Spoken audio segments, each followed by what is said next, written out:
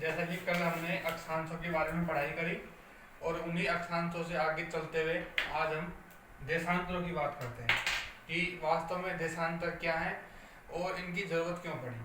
तो देशांतरों को समझने के लिए पहले हमें एक बार पृथ्वी का चित्र बनाना होगा। आइए हम समझते हैं देशांतर क्या है। एक बार देख लेते हैं हम देशांतरों को अच्छे से और फिर उसके बाद हम आगे जो हमारी भूगोल की कक्षा है वो चलती रहेगी। तो देशांतरों को समझने से पहले आइए देखते हैं देशांतर होते क्या। ये हमने कल आपको बताया था पृथ्वी और इस पृथ्वी के बीच बीच एक रेखा जो मैंने कल आपको बताई थी जिसको कहे तो विषुवत रेखा। और इसी तरह से कुछ रेखाएं जो उत्तर में 90 एक डिग्री के अंतराल में खींची गई और इसी तरह से इसी के दक्षिण में 90 रेखाएं। देशांतरों को खींचने के लिए जरूरत इसलिए पड़ी क्योंकि किसी भी देश में किसी भी राज्य में समय, जिले का समय हो, तहसील का समय हो, वो बराबर नहीं होता है। सूरज की स्थिति के आधार पर समय का निर्धारण होता है। इसलिए एक समय करने के लिए कि पूरी कंट्री में एक ही समय रहे उसको ध्यान में रखते हुए देशांतरों की गणना की गई। 1892 के अंदर बनी इस कमेटी ने तय किया कि हम पृथ्वी के बीचों बीच से कुछ रेखाएं गुजार दें और उन्हीं के आधार पर समय का निर्धारण होगा। जब पृथ्वी के ऊपर देशांतरों का निर्धारण हुआ तो पृथ्वी के बीचों बीच से एक रेखा खींची गई जो पृथ्वी को बीचों बीच से खींची गई और ये जो बीचों बीच की रेखा है इसी को हम कहते हैं 0 डिग्री देशांतर।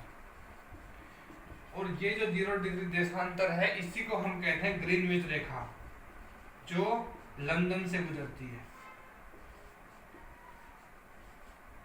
ये 0 डिग्री ग्रीनविच रेखा लंदन से गुजरती है और देशांतरों की जो संख्या है वो कुल देशांतर पृथ्वी के ऊपर जो खींचे गए हैं उनकी संख्या है 360। अब ये 360 कैसे खींचे गए हैं एक बार देखते हैं।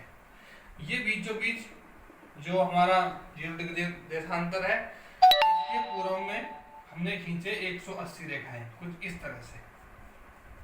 हमने 180 रेखाएं कुछ खींची इसके पूर्व में और 180 खींची इसके पश्चिम में। अब इनसे हुआ क्या, समय का निर्धारण कैसे हुआ वो हम समझते हैं। ये हमारी जो पृथ्वी है ये सूरज की चक्कर लगाती है पश्चिम से पूर्व की तरफ। पश्चिम से पूर्व की तरफ चक्कर लगा रही है 1620 किलोमीटर पर हार की तरफ से और इसका 365 दिन का एक चक्कर होता है सूरज का। पृथ्वी पश्चिम से पूर्व की ओर घूमती है इसलिए पृथ्वी के ऊपर पूर्वोदय जो होता है वो होता है पूर्व दिशा से, यहाँ से सूर्योदय होता है। अब सूर्योदय अगर पूर्व से होता है तो इसका अर्थ ये हुआ कि पूर्व का समय हमेशा आगे रहेगा। पृथ्वी के ऊपर जो 0 डिग्री देशांतर से पूर्व की जो देश है वहां का समय हमेशा आगे रहता है। कहने का मतलब है कि पूर्व का जो समय है वो हमेशा आगे रहेगा और जो 0 डिग्री देशांतर के पश्चिम के देशांतर हैं उनका समय हमेशा पीछे रहेगा। आइए हम देखते हैं समय का निर्धारण होता कैसे। हमने कुछ इस तरह की रेखाएं खींची और इनको नाम दिया 0, 1, 2, 3, 4, 180। इसी तरह से 0, 1, 2, 3, 4, 180। अब हमने इनको बता तो दिया कि 180 खींचिए। और अगर हम भारत की देशांतरीय स्थिति की बात करें तो भारत की देशांतरीय स्थिति कुछ इस तरह से है। हम बात करते हैं क्योंकि हम भारत के भूगोल की बात कर रहे हैं तो हमको जानना होगा भारत की देशांतरीय स्थिति क्या है। जो भारत की देशांतरीय स्थिति है वो पूर्वी गोलार्ध में है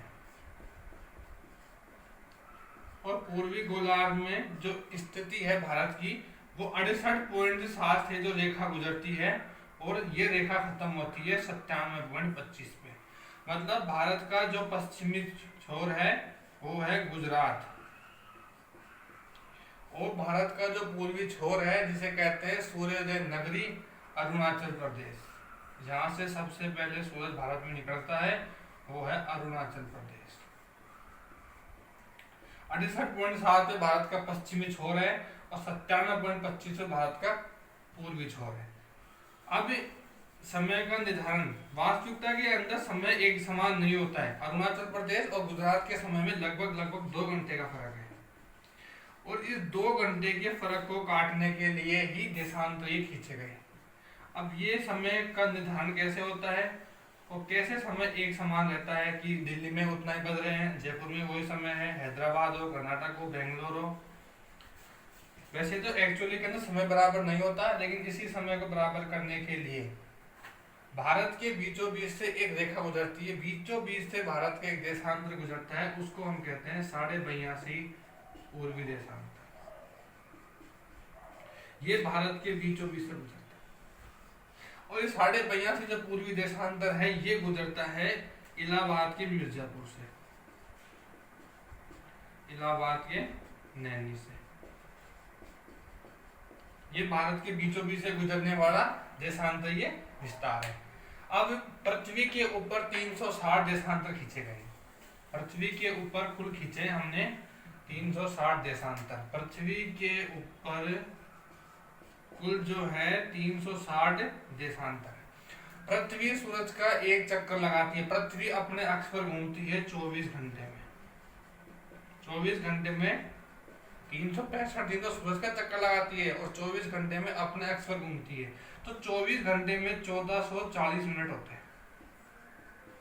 इसका मतलब पृथ्वी एक अक्षांश घूमने में समय लेगी 1 देशांश घूमने में समय लेगी 1440/360।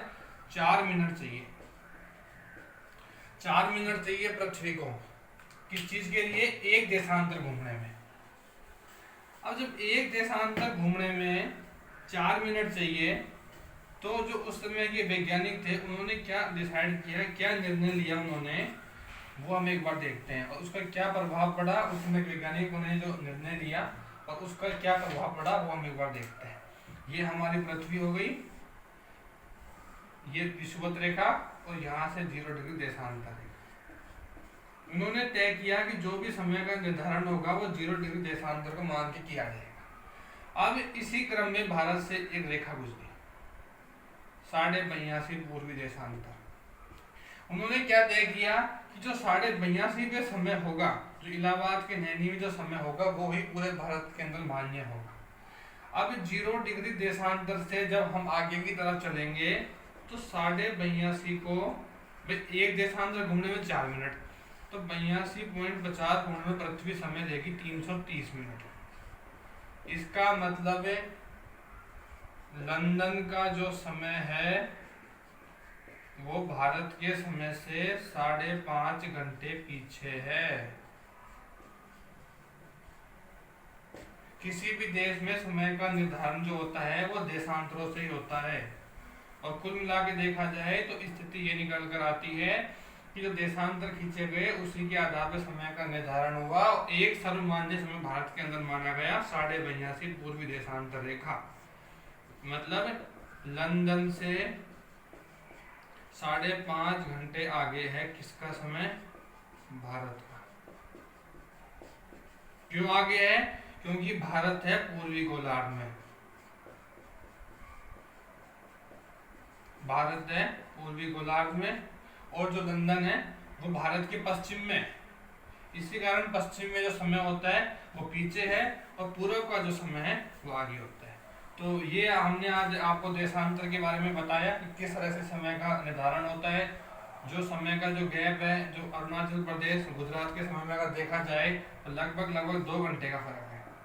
इस 2 घंटे के फर्क को काटने के लिए एक ऐसे निर्धारण हुआ, एक ऐसी रेखा खींची गई जिसके आधार पर समय तय हुआ, और वो समय तय करने के लिए जो रेखा मानी गई वो 82.5।